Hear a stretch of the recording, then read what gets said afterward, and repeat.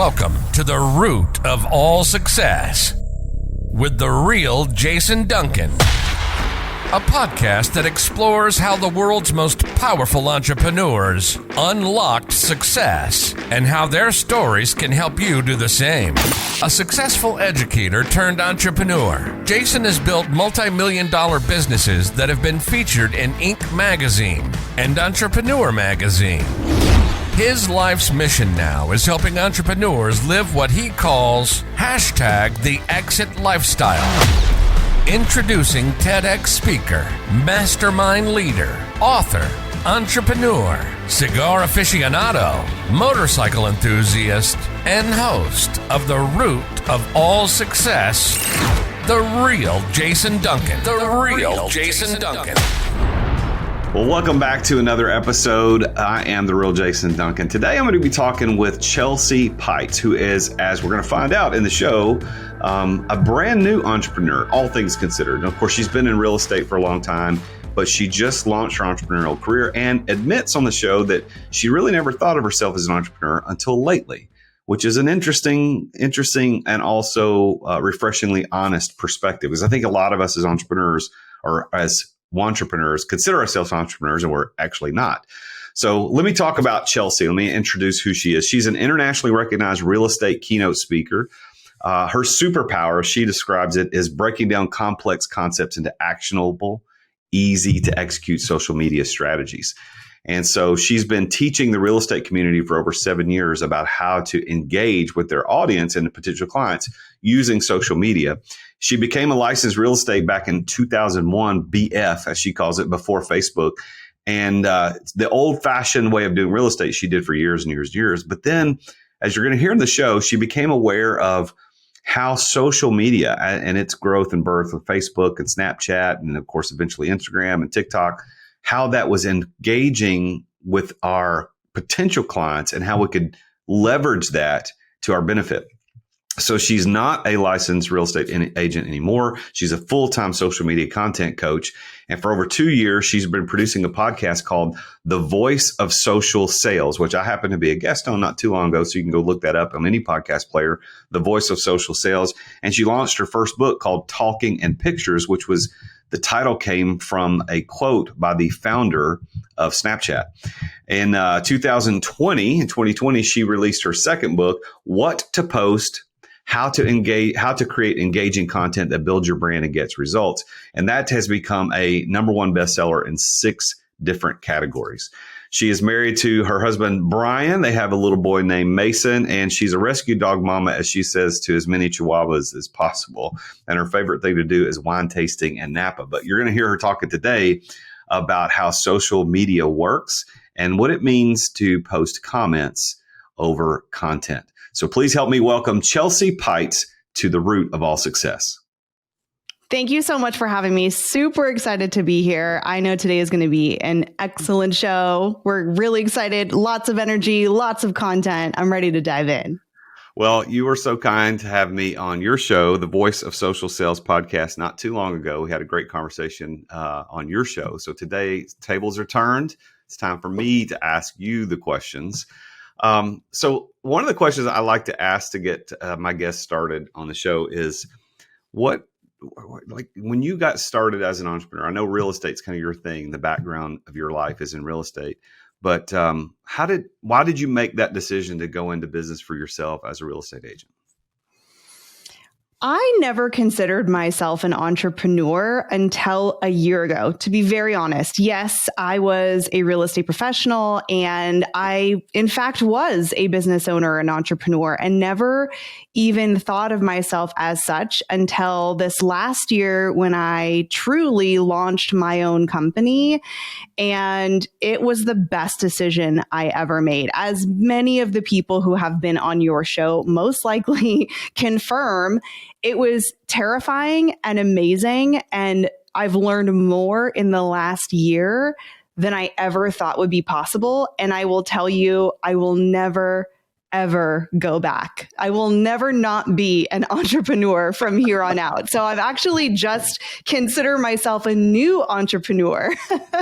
Well, that's interesting. And I appreciate the transparency because I think a lot of people get on this show, not on this show, but like a lot of people who are seen as entrepreneurs are not technically or really entrepreneurs, but they still embrace the mystery around the entrepreneurship. But you're honest enough to say, I didn't really become one until lately. So what entrepreneurship does to people like you and me is it ruins us for employment. Like I could never go back and work for I would be a terrible employee. And you're never going to go back Yes. either. Yes, I can totally relate to that. And I think that I didn't really consider myself a true entrepreneur. I'm air quoting that because I didn't have the mindset. And now I feel like that's part of what being a successful entrepreneur is for me, is having the mindset that yes, in fact, I am an entrepreneur. I am a business. I am a brand. And I know we're going to be getting into the show about what I consider success and what does that look like as an entrepreneur. And I think that's definitely what I was lacking then, is I didn't have the mindset that I was and am a CEO and running an actual business and having a personal brand. And I think that's what we're going to talk a lot about today, is how many people feel like they don't have a personal brand, or they don't have a unique story to tell, or they have a boring job or a boring life. And so we'll talk about that as we get into the content as well. So yeah, I think mindset kind of held me back, and now I'm all in on this mindset.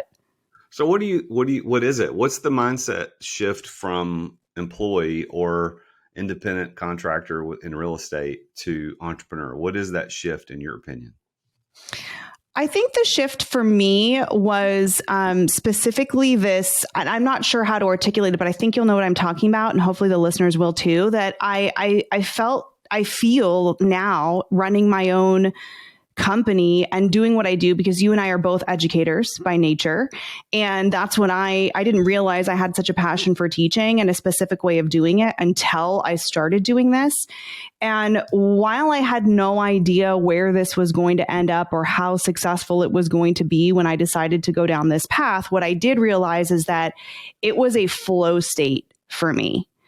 And I feel like this is where I'm supposed to be. This feels so good to me. And I couldn't put my finger on why I didn't have that feeling when I was an employee. I was a very happy employee. I loved working for my company.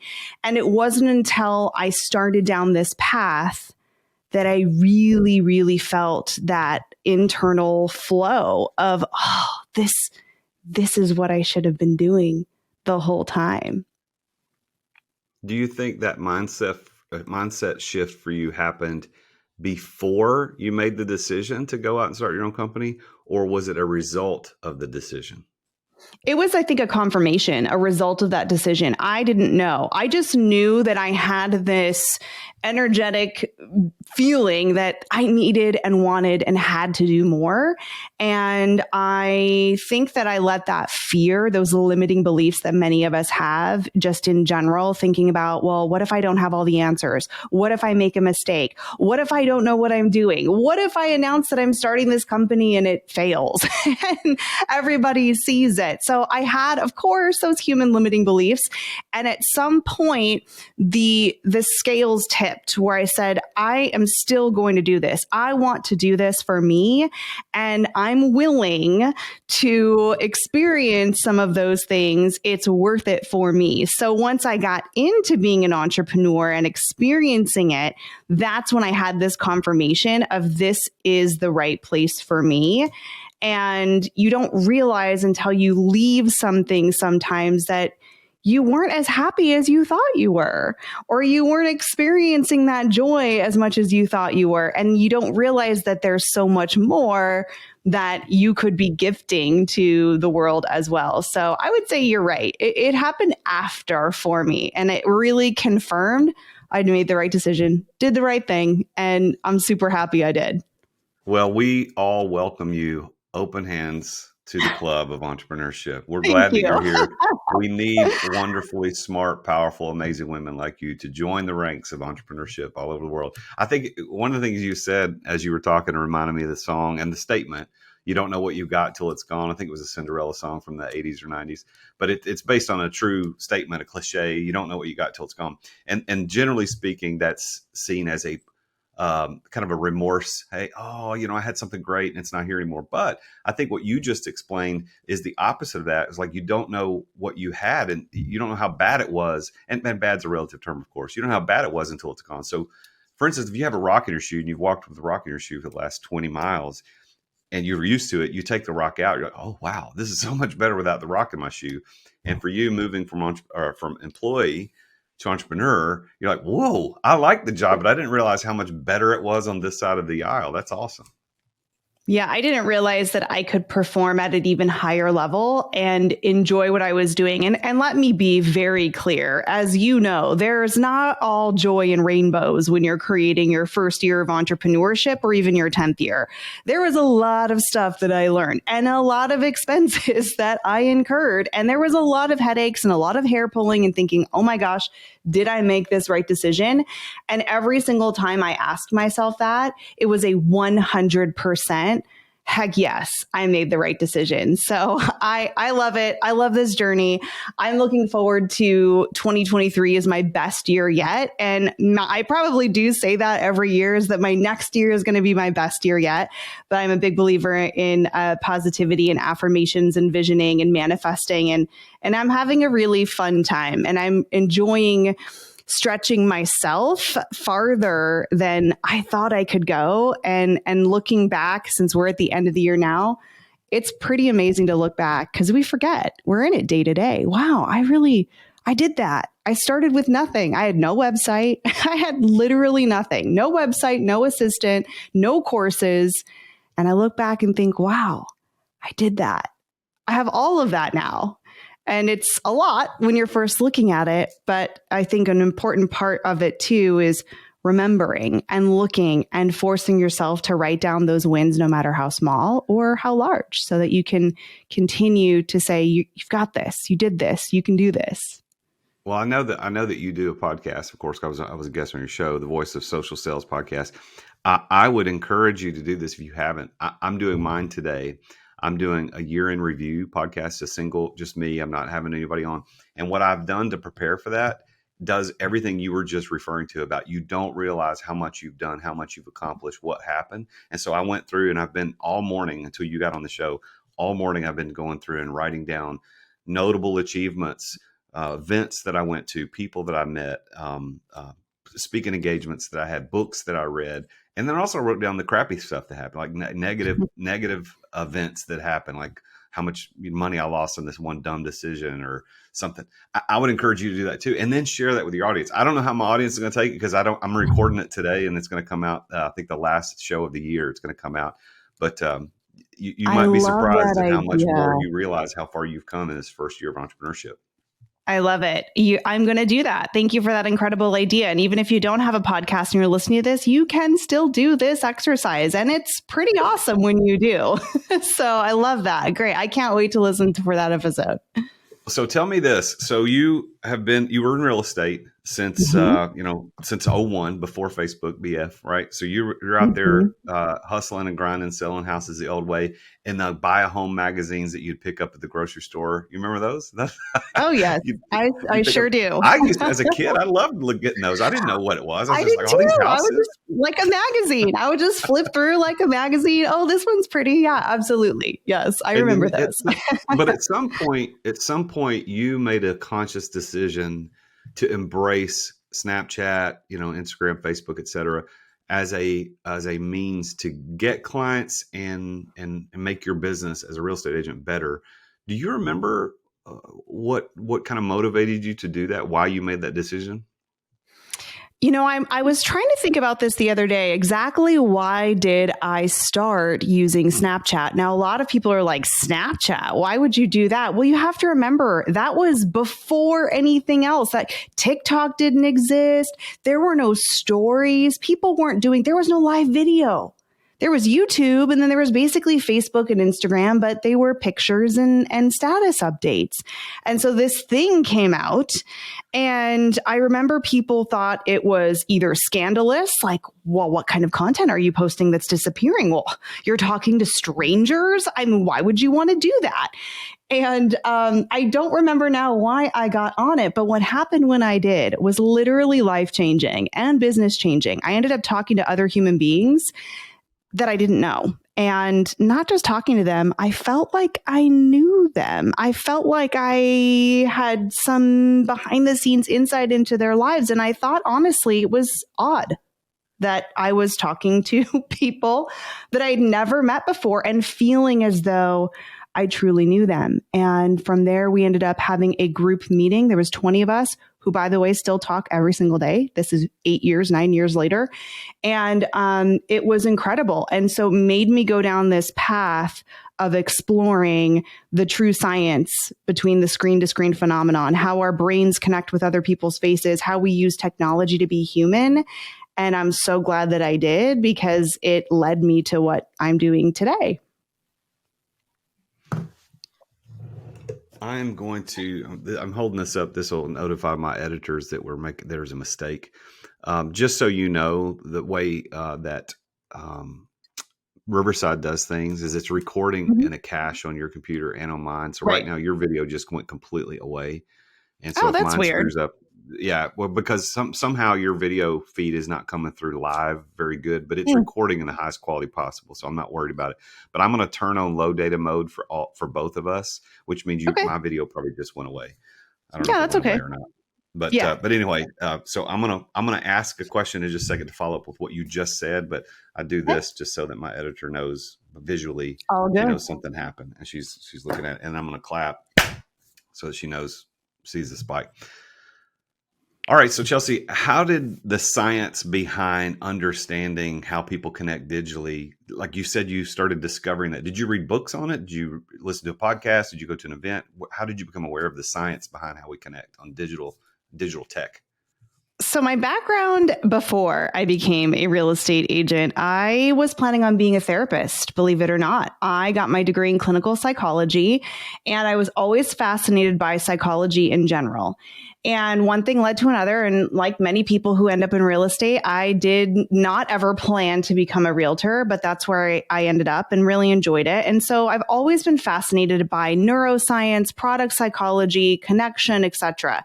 And so I really did look as far and wide as I possibly could for anything about this camera on your phone and making real human connections. And there really wasn't much.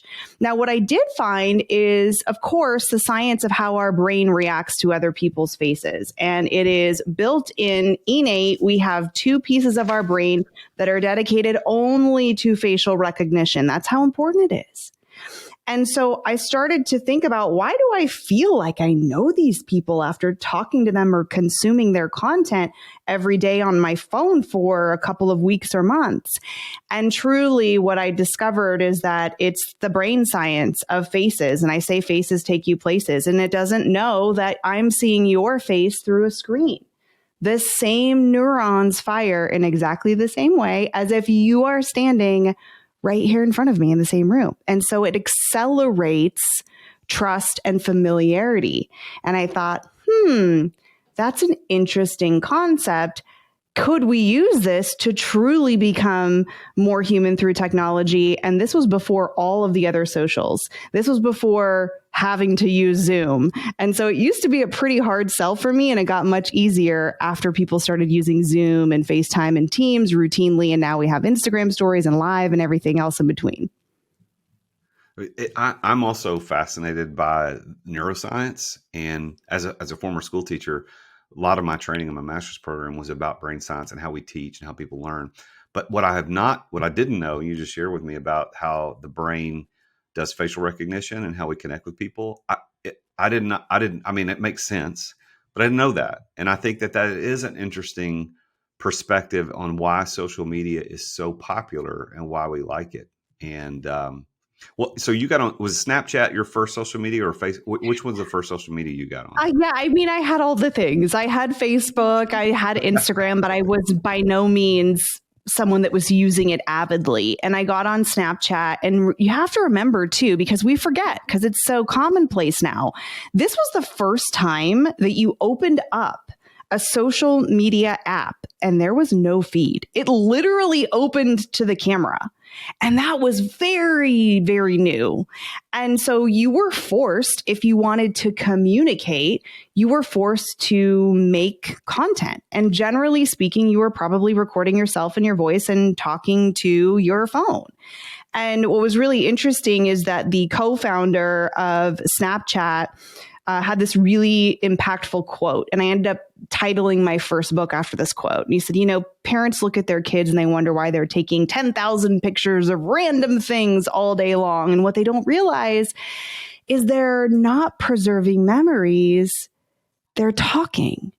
And I was like, yes, we are talking in pictures. And that's the name of my first book. And it's really, truly, I think, still very relevant that we are communicating through content and we are creating communities and communication. And when you have your face and your brand, your voice in the content, you will be able to accelerate this feeling of like, no trust, of familiarity, and actually build real relationships that will then lead to business. And so it is fascinating. Our brain cannot help it. Two very large dedicated parts of our brains that if you were to damage them, you would actually have facial blindness. You would not know that you were looking at a face or who it belonged to. That's how critical this part of our brain is. And we can't turn it off. And so we might as well leverage that to build a more human connection with other people as they're seeing our content at scale, totally for free, maybe even while you're sleeping. So you talk about the brain, and I'm really fascinated, as I said, about brain science. But you mentioned something a moment ago about how you do positive affirmations, manifestations.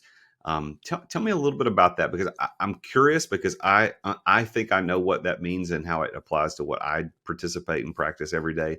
But I'm interested to know what Chelsea Pietz does for positive affirmations and manifestations. What does that mean, and where does that come from? Because I know this has something to do with the brain, so I want to see what you say.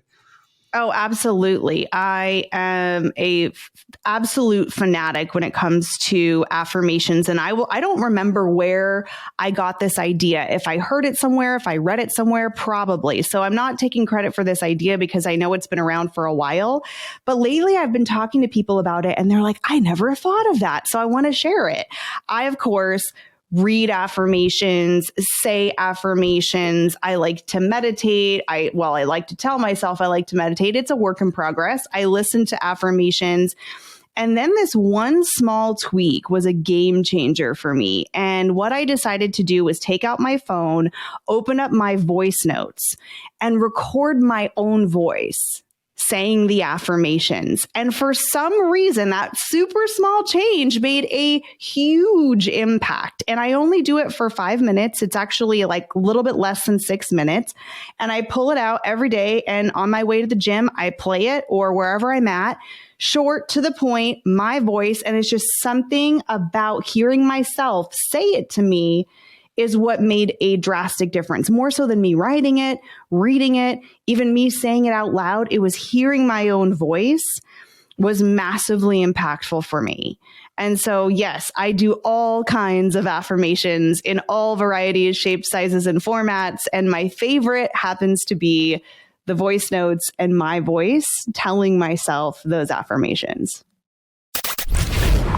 Let's take a quick break to thank our amazing sponsors for making this podcast possible. Hey, I want to talk with you about one of my favorite tools as a salesperson and as an entrepreneur, and that tool is Dub. I want you to imagine for a minute getting an email from somebody, and instead of just being the plain old crappy text in an email, rather than just having a bunch of HTML where it's pictures and stuff, what if it was a video? And the video had a little GIF and it was playing right there in the email as soon as you opened it. And it had your name. Like it said, hello, Jason, check this out. And then you clicked play and it played right there in your inbox in the window. and it was somebody trying to tell you how great you are, how awesome they can help you, how good they can help you out. That is the power of video emails. I want you to try Dub out. I've been using it for years. I have closed countless millions of dollars in sales over the last, 6 years or so using Dub. And you can do it too. All you got to do is go to therealjasonduncan.com/Dub. That's DUBB. Therealjasonduncan.com/Dub. Dub will help you make an impact in your sales through video. It's going to help you with, they've even got a CRM built into it. You can build landing pages. You can do campaigns, even SMS campaigns. You can set up automations to manage workflows and maximize conversions. And like I said, they've got an existing software platform inside Dub to take your CRM to the next level. Try this out. Get a free special just by being a listener to the podcast. Go to therealjasonduncan.com/Dub. Get 2 weeks to try it for free and 50% off your first 2 months. That's therealjasonduncan.com/Dub. 40 years ago, you weren't in business unless you had your business in the yellow pages. You remember those things? And 30 years ago, you weren't in business unless you had a door-to-door salesman. 20 years ago, you weren't in business unless you had a website. And today, you're not in business unless you're doing social media content. Am I right? Social media content. Social media content in the form of like micro content, which is 30 to 60 second spots on Instagram Reels or TikTok or YouTube Shorts. That's the way business is done. As a matter of fact, that may be how you found out about this podcast or me as a business coach. This medium that we're using today to communicate what we do is vitally important. And just recording yourself isn't enough. You've got to do it right. And my friends over at Story do it right. And one of the problems with doing it wrong is that you sit around thinking, well, what the heck am I going to record? What am I going to say? How am I going to say it? Like, I don't know what to talk about. Well, Story takes all of that away from you. Stop wasting time trying to come up with content, because Story will send you a video prompt on what to record. You can pick the categories you want to record in, whether it's real estate, entrepreneurship, finance, relationship, leadership, life insurance. It could be anything. Don't waste time on that. And by the way, if you're not confident in talking on video, or if the video editing portion takes up way too much of your time, Story will edit the videos to perform well on social media. They add the subtitles, the pop-ups, the zoom cuts. They remove all the filler words like and and. They remove the awkward pauses. And then they take that video and post it for you. They write the captions, they add the relevant hashtags, and they post it on the platforms that you care about the most. It's exactly what you need to be in business today and to be successful at it. So if you want to learn how to do social media the way the influencers do, you need to go to therealjasonduncan.com/story. And that's story with 2 Y's. Why? Because they're awesome. Go to therealjasonduncan.com/story. That's STORYY for 10% off your first 3 months to try Story out. You're going to thank me later. Thanks for listening to our sponsors. Now, back to the show. Are these affirmations, do you consider them auto-suggestions? Is that where that comes from? Mine are very specific, extraordinarily specific about where I am going, what I have accomplished in a variety of different areas of my life, my family, my health, my mental health, my business. And I speak the affirmations as if they are already, have happened or happening.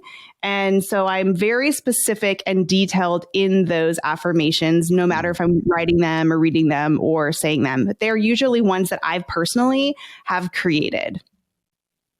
Okay. So I've got 5 auto suggestions that I read every single day that come from Napoleon Hill. Think and Grow Rich. And so I was wondering where that came from, because one of mine is, I know that through the power of autosuggestion, that any desire I persistently hold in my mind will eventually seek an expression through some practical means of obtaining the object back of it. So I know that the things that we repeat constantly as in our minds will eventually become reality. And it's not magic. That's just the way our brains are built by God. He lets us, what we focus on ends up growing. And so if you're focused on positive things, you're going to have positive life. If you focus on negative things, you're going to have negative life. So Fascinating stuff, Chelsea. I'm glad to hear that you do that. And I want to encourage the listeners to take the note of what you said about doing the voice notes. I don't do that, but I'm probably should. That's an interesting way to do it. Yeah, for me, it was about, I find that the affirmations work even better for me when I can get into the emotion part of it. And that is a little bit challenging for me. And so something about the voice and me hearing it, and I'm not monotone, I'm actually talking like this, where my tone, and I'm excited and you can hear my voice, right? I love that. And that makes a big difference for me. And not to get, again, back into the brain, but I did a little bit of research also on auditory. I mean, these are very human. When we hear a human's voice, that is a human element. When we see a human being's face. So all of these things are playing a part in how we're connecting with your personal brand, whether it's your body language, your tone, how fast you're speaking, facial expressions. And that's what I work with a lot when coaching on being more comfortable or camera confident on video, because that's a whole different recorded self that often we see and hear. And that's why we have this cognitive dissonance of, wait a minute, that's me. I know that that's me on that video, but it still doesn't just feel or sound like me. And then it creates this really uncomfortable experience. And then you don't want to do it again. And then you just don't want to make videos. So yes, I think that thinking about how we are, genetically wired to connect with people and communication is hugely powerful. I am not an expert in communication. I am a student of communication, and I love the brain science of social media and how we can use it to connect. So let's talk about your second book that came out in 2020, #1 bestseller in 6 different categories: What to Post, How to Create Engaging Content That Builds Your Brand and Gets Results. So what is that book about, other than the absolute obvious, because your title is very clear, but what's that book about? That book was about content anxiety and how to reduce it. And that was the #1 question that I got. That is still the frustration, the 2 frustrations that I hear over and over and over again. It doesn't matter how long somebody's been in business, or, if they are already using social media or not. The 2 things that come up again and again is, how do I get better at creating video content or content that's about me or with me in it? And then the next question I get is, well, what do I say? What do I post? What do I actually create that is going to generate relationships and trust and business? So the big question is always, what the heck do I do? What do I post on these social platforms? And so I decided to write out what in my mind made sense as far as different steps and prompts to start creating more content that was actually going to generate relationships and trust, and not just posting content to post content because you think you should, or it needs to be beautifully aesthetic and a graphic from Canva, which I love, with a logo, and those frustrations of, I'm posting stuff, why isn't it working like I thought it was, or I was hoping it was going to. So yes, I decided to answer the #1 question I got. And that's what I do. And, my full-time gig is I am a video content coach. I help people find their story inside of themselves and share it in a way that showcases personality and perspective and connects with somebody through a screen. So you've been pretty successful at this. You've got a lot of clients, a lot of people's Instagrams are growing and blowing up because of the coaching that you do. What do you think the key is to being successful on, let's use Instagram specifically, because that seems to kind of be the #1 thing right there right now. But what do you think is the key to success on Instagram? I think that the key to success is really mindset. And I know a lot of people probably don't want to hear that, or maybe weren't expecting to hear that from a social media video coach. And it really, truly is mindset, because the #1 problem that people approach me with is they say, listen, I've come to classes, I've gone to conferences, I've even hired coaches, I've hired a social media team, and I'm frustrated. because I am not getting results like I thought I was going to get results. Or maybe there's somebody, colleague that they know, and they're absolutely getting clients and referrals from social media. And they're like, what am I doing wrong? I thought if I was consistent and I showed up and I posted stuff, that it eventually was going to work, and I'm getting discouraged. And so almost always, it's 99.99%. The number one reason that you're frustrated with social media is likely because you're showing up differently online in a digital environment than you would ever think about showing up offline. And I think it's important to give some examples, because I know people are thinking, what are you talking about, showing up online versus offline? So I would love to share some examples if that's okay with you, so that the audience has a really good grip on what I'm talking about. Yeah, I think we should do that, because at this point, it would be interesting for the listeners, I think, to go, let's do a little more tactical than I would normally do on a podcast, because my tactical stuff I do on my live webinar series, the Entrepreneur Master Series, which, little shameless plug, therealjasonduncan.com/EMS. You can register for those. Those are completely free. To do those twice a month. But let's go tactical, Chelsea, on the Instagram. I love that you said that mindset is the biggest problem, or actually the biggest key to success, which is also the biggest problem. But let's get tactical. What are things that we can do as Instagram users and content creators that will give us a bigger range of impact on the platform? So to go back to the online versus offline, because this is a little bit of a challenging concept, especially if you are not a full-time content creator or coach like I am. And let me explain what I mean by this. When we are creating content with ourselves in it, and for these examples, I'm going to speak about real estate humans, or real estate and mortgage humans. Okay. So if you're a realtor, if you're a mortgage expert, and you're creating content and you're frustrated because it's not getting the results, i.e. meaning you're not getting more communication, people are not reaching out to you, and people are not saying, I want to do business with you. When I diagnose what's going on with the content, I see that people are showing up differently online versus offline. And here's some examples. And one of the things that I hear all the time is, I don't have time to make video content all the time. I'm not a full-time content creator. Yeah, no, I sell houses. I help people build generational wealth. And I also help people buy their first home.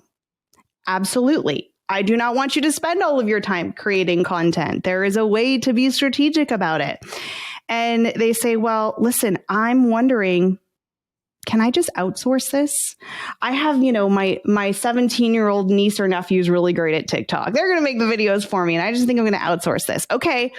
That idea of being able to show up and outsource your personal brand online, that's something that's very commonly accepted, because we think, oh, it's not real life. But what would you do in the offline physical world? So that's my one question for everything.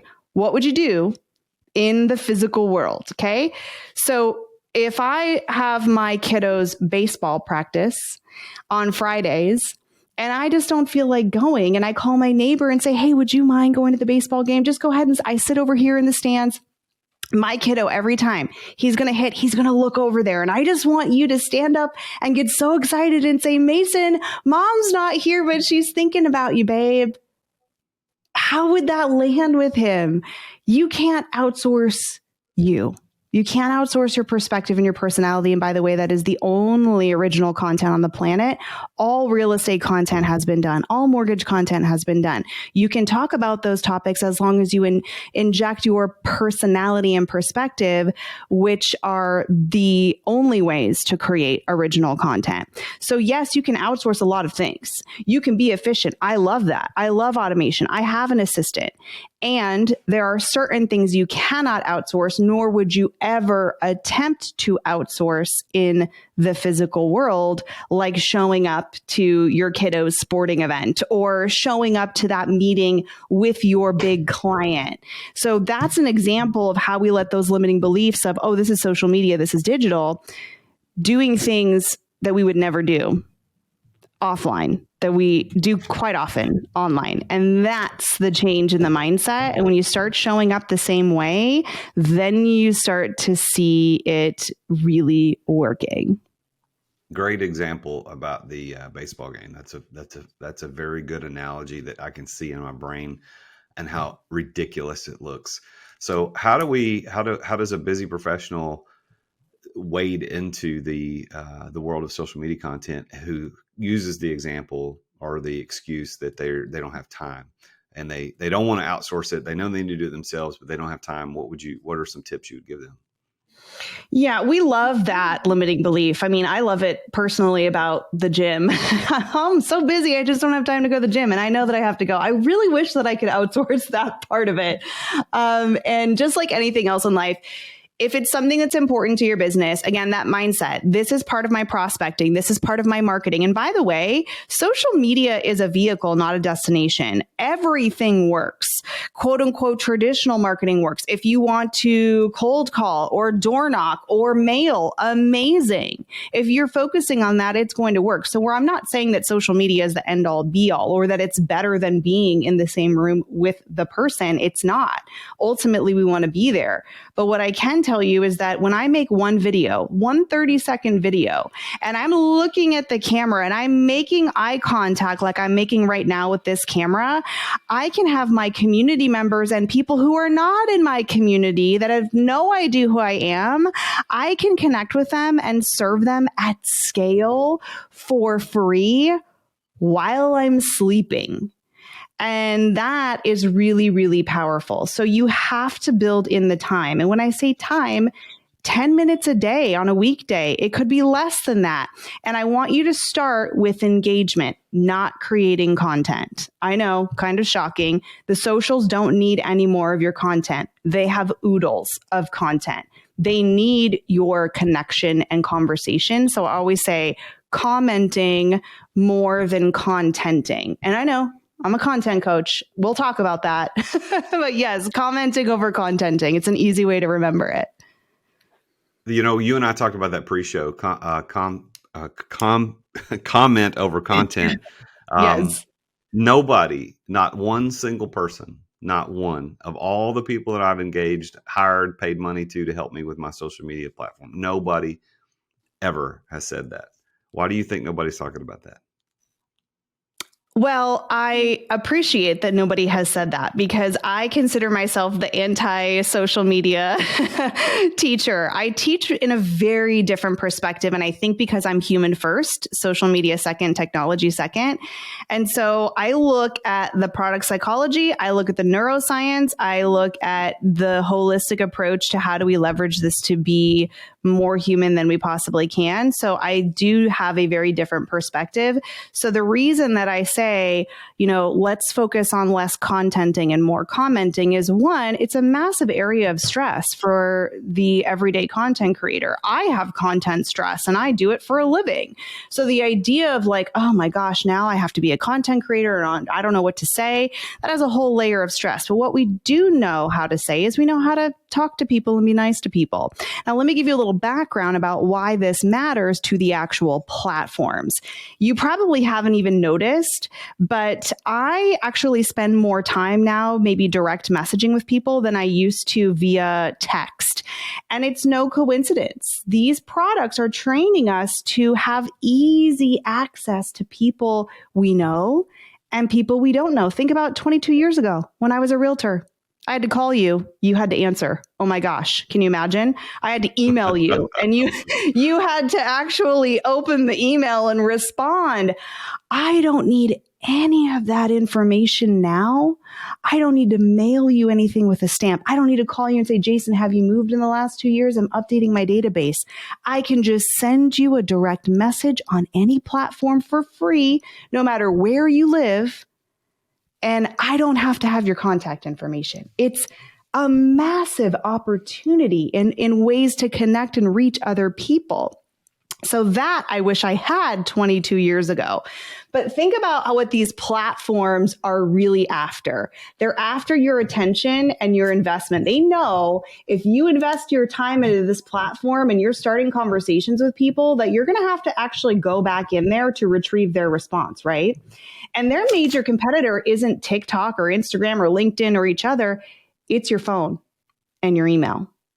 And they want to become everything. Why? Because the more I send Jason a message in a direct message, the more, one, I have to go back to retrieve it. And guess what?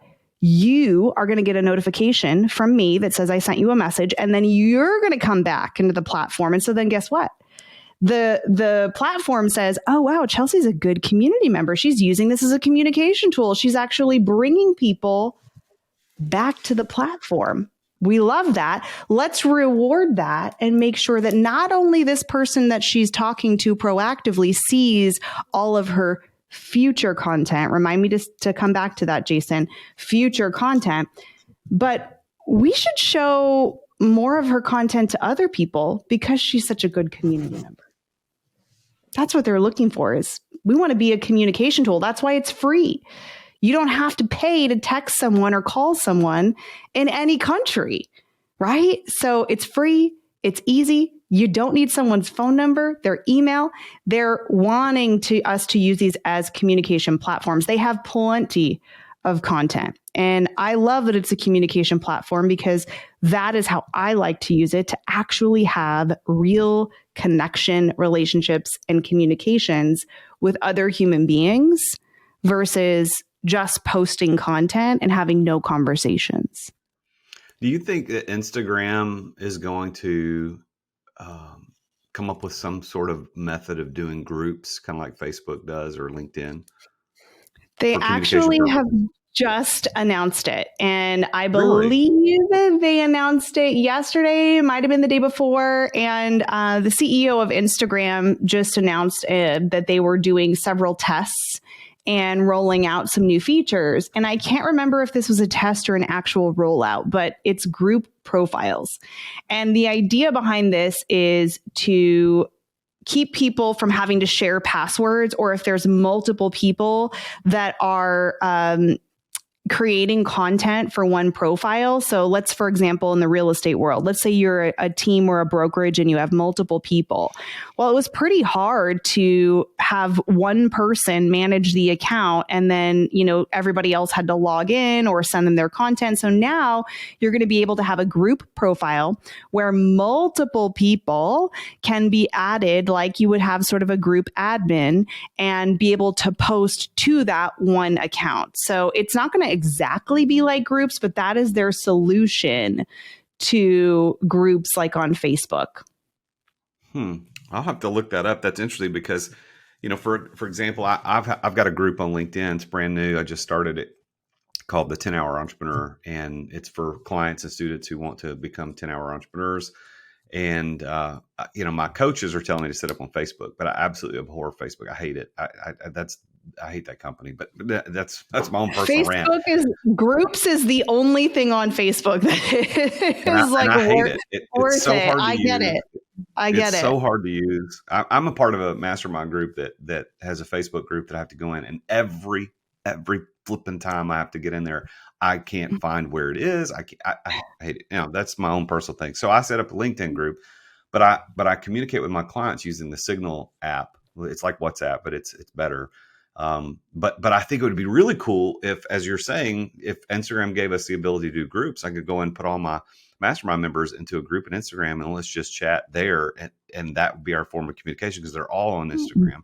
As a matter of fact, many of my clients found me through Instagram. They heard me on a podcast, like on your podcast, for example. They heard me and then reached out to me. So Instagram for me is a great tool of getting me in front of people. So I love that. Now, you told me to remind you to mention future content. So what does that mean? Yes. What does future content mean? Yes, it's one of my favorite things to talk about because when I focus in on how to revive your engagement, oh my gosh, what's gone wrong? Why aren't my accounts working? I always say, let's stop posting content, or at least stop focusing that as your number one. And let's start looking at your engagement. And just for the reasons that we talked about, because I know how these platforms work.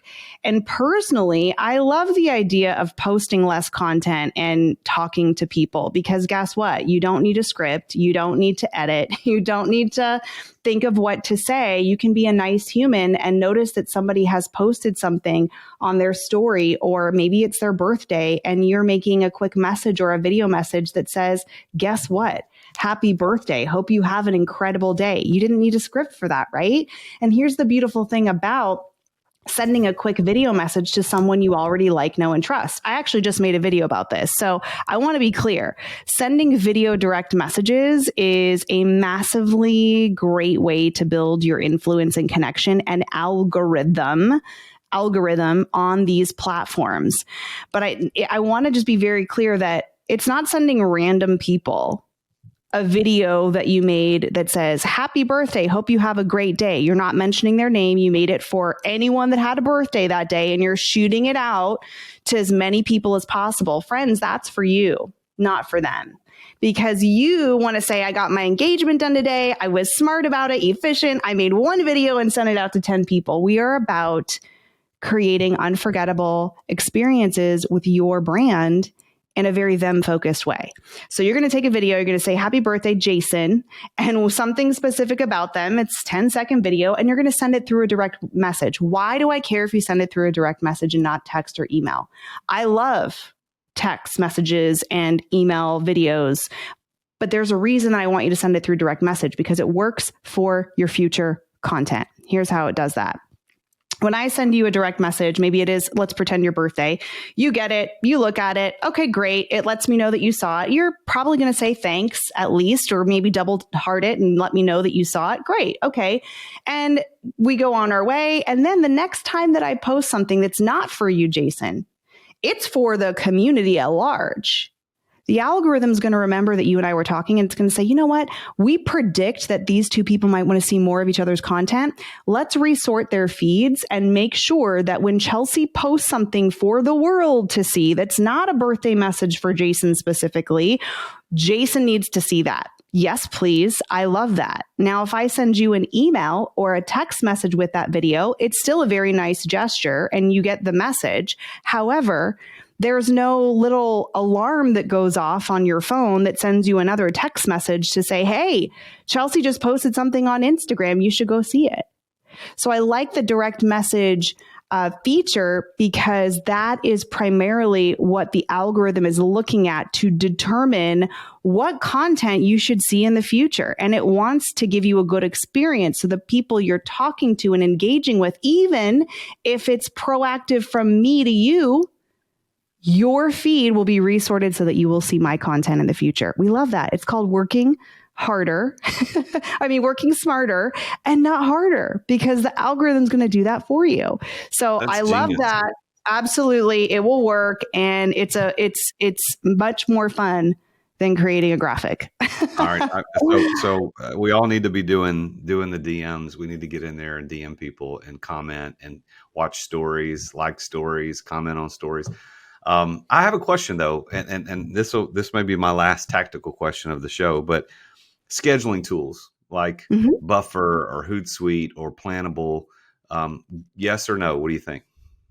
I think scheduling is a very smart efficiency mindset. Truly, I need to get better at doing more efficient things like that. What I will tell you is that a lot of people who ask the question about scheduling are missing the very important part of how the platforms work. And you can schedule out 30 days, 6 months worth of content. And if you don't go into those platforms and you don't proactively engage, your content is not going to get the ROI that you're hoping for. It is not just a content machine. It's a communication machine. So a lot of people do a set it and forget it and think, I'm going to hire someone. I'm going to have them make these graphics and I'm going to have them schedule them out for 30 days and I'm going to wait for the transactions to roll in. And then it doesn't happen, because you're not engaging with people. And so it is a great way to streamline, to save yourself some time, especially if you have someone on your team who is taking the content with you in it, your voice, personality, and perspective, and posting that for you. There's nothing that shows it's going to give you a negative algorithm or anything like that. Thank goodness Instagram is now scheduling inside of the app. So you don't even have to pay for a separate paid system. However, if you want to post to say everything, then you are going to need a paid system like Loomly or an Agora Pulse, but you don't have to. And if you are going to use a scheduler, don't forget that you can outsource being human And that's where the magic happens in social media. You know, what's interesting about that is you're saying that it doesn't hurt the algorithm. Like I was told that, hey, if you schedule, they're going to see that you're scheduling with a tool, and that's not what they want. They want you to be in there. But what you're saying, and the whole theme of this show from the tactical standpoint is it's comments over content. So the content, they're okay with you scheduling from an algorithm standpoint, but that doesn't fix things. You still have to get in there and interact. So that actually gives me some comfort and relief knowing that, well, maybe I could just go in and schedule for the next couple of weeks, but then in my downtime, I'm still in there commenting, DMing, I'm doing what I'm supposed to be doing, but I'm not having to create and post each day. That's really good. I like that. I like that a lot. Good. I'm glad I could reduce that anxiety for you. Thank you. So let me ask you this question as we kind of wrap things up today. The name of the show is The Root of All Success. So what do you think is the key to your success, Chelsea? The key to my success is that I am a forever student. I am a forever student. I am passionate about learning. I find that many people who are educators continue to want to and need to learn. And I invest in my learning. I invest in courses. I invest in coaching. So I think for me, the success is that mindset of being a continual student, always learning and investing the majority of my funds that I invest into my business, I invest in me as the asset. And when I find that flow state and I know that it feels right, for me, my flow state is when I'm learning. I get excited about it. I was just talking with my husband about it and I said, I'm going to sign up for this new course. And he said, you know what? Every time you talk about learning, you light up. I'm like, it is my fire. I love it. And so you do have to have some area of whatever it is. They told me I needed a hobby. I still don't have a hobby. My hobby is learning. But I think that being an eternal student and having a mindset of how can I continue to learn? How can I continue to invest in myself? How can I make myself better so that when I am pouring into, if you have a team on your operation, for me, it's pouring into my clients, that I am able to continue to evolve. That's another thing is that I all of my clients, I'm like, you should be evolving. I'm never going to stop at a point because I'm evolving as a human being every day. I'm evolving as a mom, as, a wife, as a woman. And so I like to give myself the permission of what I'm doing today could be very different than what I'm doing in 3 years and how I do it. So for me, it's about learning, having that mindset and investing in myself as the number one asset of the business. What is your definition of success? I would define success as feeling joy in the activities that you are doing on a day-to-day basis. And I have absolutely found joy in literally every day of this last year. So when I find that joy, and I tell people when they're creating content too, I tell them, listen, you're allowed to have some fun. You're allowed to have joy. And you know what? If you're not having any joy, we need to talk about how we can either get some or take away the things that aren't. So I know you said you're doing your podcast review. One of the things I have on my list of to-dos is what can I remove in 2023? What can I say no to that no longer brings me joy? And I also know that we can't just say, I don't want to do this anymore because it doesn't bring me joy, right? Or we would never do many of the things. So I will say that really focusing on, is this something that is making me the best version of myself? And there are always going to be things that we don't want to do, that don't bring us joy, like my admin work and my accounting. I don't like doing any of that. No, I need to, right? But for me, success is about feeling that joy in doing what I do every single day. Chelsea Pietz on the show today. You can find her at chelseapietz.com. That's P-E-I-T-Z. That's how you spell her last name, P-E-I-T. And I guess spell her first name because, there's lots of different ways to spell that. C-H-E-L-S-E-A. So it's Chelsea Pietz, P-E-I-T-Z. You can find her on Instagram at chelsea.pietz, And, doing a little pre-show work on this, looking up her feed on Instagram. Of course, we follow each other on Instagram. You should go follow her. She's got great content. But, She's got about the same number of followers that I do, but her engagement on her reels there's not even a comparison. Like I've got maybe 3 or 4 digits on mine. Yours are like all 5 digits. Like people definitely engaging. So her stuff works, folks. If you're interested in talking to Chelsea, you can reach out to her, Chelsea at chelsea.pietz on Instagram or all social media probably, and then chelseapietz.com. So you've got an offer to make for the listeners today too. So I'll give you a chance to do that. Absolutely. I would love to connect with you on Instagram. Please send me a direct message and let me know you came from listening to this show so that I can be sure to say thank you and respond. And on my Instagram, there is a link in my bio. And if you click that link, there are a ton of free goodies. One of them is a complete foundational course to Instagram, totally free, with several downloads within that course as well to help you get found by the right audience and get followed on the first time. And I also have a paid course called Reel, REEL, as in Instagram Reels, Real Estate School, that is all about creating engaging Instagram stories and Instagram Reels that are high performing and converting. Well, Chelsea, thank you for being on the show. It's always a pleasure to talk to you. We met through one of the masterminds that I'm part of, you're part of, Forward, and with Neil Dingra. And I'm really glad that we met. I'm glad that you agreed to have me on your show and you come on my show. So thank you for sharing and dropping the knowledge. Comments over content. I think I'm going to name this show Comments Over Content, Confessions of a Content Coach. Because I think, love that. This is really, yeah, this is good. This is really, really good. So that's the name of the show. But Chelsea, again, thank you for being on the show. Have a Merry Christmas and a happy 2023. Thank you. You as well. Well, there you have it. Another successful entrepreneur, albeit a newer entrepreneur. Most of the folks that I have on the show have been entrepreneurs for quite some time. Chelsea, not so much, but once you become an entrepreneur, you don't want to go back. So Chelsea's story is really interesting about how she leveraged her knowledge of real estate, leveraged her knowledge of how the brain works and how brain science works with facial recognition and how we actually connect with people. And she took all that knowledge in real estate, all her interest in how the brain works and how social media can be a positive influence in connecting with people, and decided to take the leap into full-time entrepreneurship.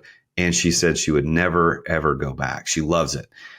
Some of the key points that we talked about today's show, her definition of success is feeling joy in the activities that you do every day. That's a great perspective. Of course, the title of the show came out of our conversation, Comments Over Content. And I think that's really one of the tactical things that you could take home today. I know that I hire Story, who is one of our sponsors on this podcast. You can go to therealjasonduncan.com/story to find out about what they do. But they edit and post my videos for me. Now, I'm not outsourcing the creation of the content. I'm outsourcing the editing and posting. But what they only do a certain number of posts a month, and I've been trying to kind of beat myself up and getting the rest of those days posted. But in fact, after talking to Chelsea today, I don't really need to do that. Instead, I need to spend time watching your stories. So here's what I want you to do. I want you to go follow Chelsea. It's chelsea.pietz. That's CHELSEA.PEITZ. Follow her. If you don't already follow me, I'm at The Real Jason Duncan. And I got lots of people out there that are trying to be me. I don't know what's going on. People trying to, say that they're me and they're not, but make sure it's just at The Real Jason Duncan. That's it. So go follow both of us, DM both of us and say, hey, I heard you and Chelsea talking on The Root of All Success.